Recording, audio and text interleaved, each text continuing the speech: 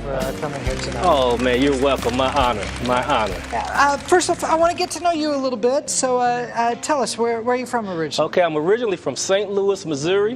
Born and raised. And then in 1991, moved to Georgia to go to school. All right. Went to Georgia State University. Liked the city so much, I stayed. Oh, and matter fantastic. of fact, not only myself, my whole family moved down to Atlanta, Georgia.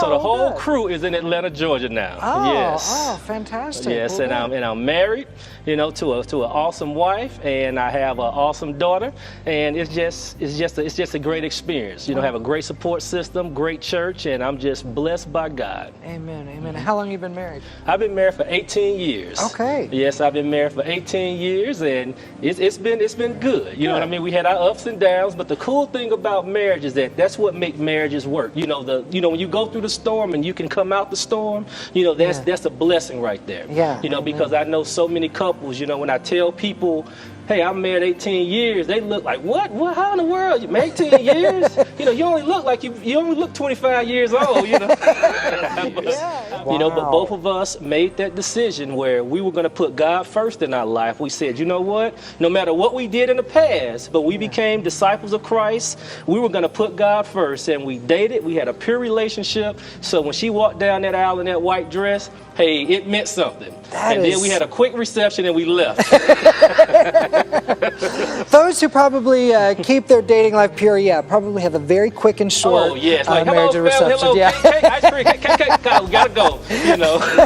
We'll see you in about a week. Wow, that is such a testimony right there, because I just think of, that's so unfortunately, even in the Christian world, that's so uncommon. Right. And plus you're two, college kids in the 90s where it's definitely acceptable at this point. Right. And you made the choice to. We made the decision. I mean, we, like I said, we both had past, before we gave our lives to Christ. And the cool thing about the church, everybody, they were taught that. It's like you have a pure relationship. I mean, when we went on dates, most of the time you had a double date. Okay. All right. Then we had certain guidelines when we were supposed to drop each other off. Like, for instance, I wasn't hanging out with my wife at 3 o'clock in the morning, by myself, because it might not have went that well. But we dropped off around 10 or 11 o'clock, and most of the time it was another couple with us. So that's how we did it. Now, it was hard now. Trust me, because after 2.5 years, like you said, we college kids. But the cool thing about it, that was the standard. And that what kind of leads into what I have to say about the book is because that was the foundation for our relationship. Because see, today a lot of couples, they want to just jump in the sack and I want to see how they got to test the water real quick.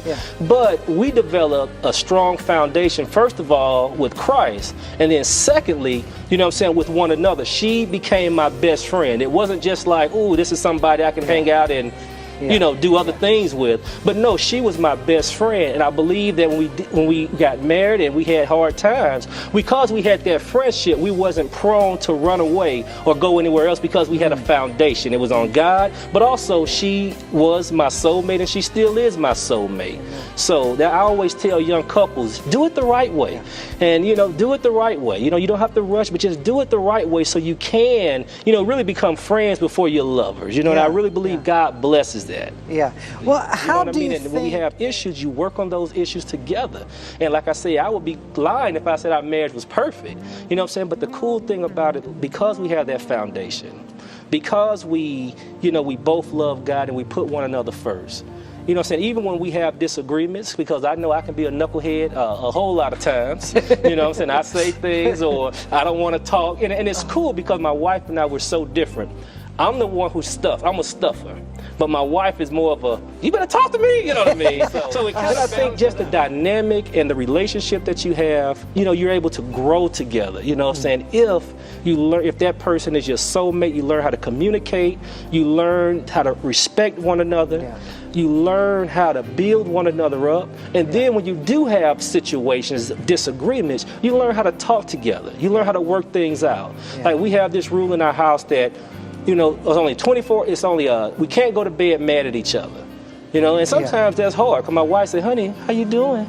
You okay? Because I don't want to talk sometimes. But over time I have learned to do that, and I've grown in that area. And I think we complement each other so well, and it's only because of the power of God. You know, but I have all kind of crazy stories. Yeah, you know, well, what about those who say, well, you know, hey, you say you complement each other. Well, that just means that, you know, you lucked out. You married the perfect one for you, but I'm not quite married to the perfect one for me. What do you say to that? Now, what I say to that is this. You know, a marriage, it takes two people to be married, and everybody comes with their set of issues. I think about what it says in Romans 12, when it talks about you got to renew your mind, be transformed. And that's my foundation when it comes to marriage, because you have all of your preconceived issues, you have all of your baggage, and she has all of her preconceived, and all her. Now you got to bring it together. So it's a work in progress. If you loved each other at one point, I believe that every marriage can be saved. I really do believe that, even though it takes a lot of prayer, it takes talking, communicating. I think communication is one of the biggest things in a relationship. Yeah. So even if you think that, you know, the grass is green on the other side, you just got to get out there and work that grass, you know, make it green, you know, put the fertilizer on it. And that means encouraging, that means building up, that means talking through things. And I guarantee you, if one makes a decision to do that, and also learn how to appreciate your wife for who she is, you know what I mean? And I think today, Satan has, you know, tries to trick us with what we see, because we're visual. I tell people that all the time. You know, sometimes we see something like, ooh, I like that. We see a car, I like that car. You know what I mean? We're visual. And even when it comes to marriage, sometimes we like to see, but we got to understand what we have is awesome. But we just got to get out there and work that yard, work that grass, you know what I'm saying? Through encouraging, through communication, but also through self-reflection. You know, if you understand that you have a problem, don't be too big to talk about it. I think it took me about 8 years of our marriage before I started being open with my wife of how I really felt.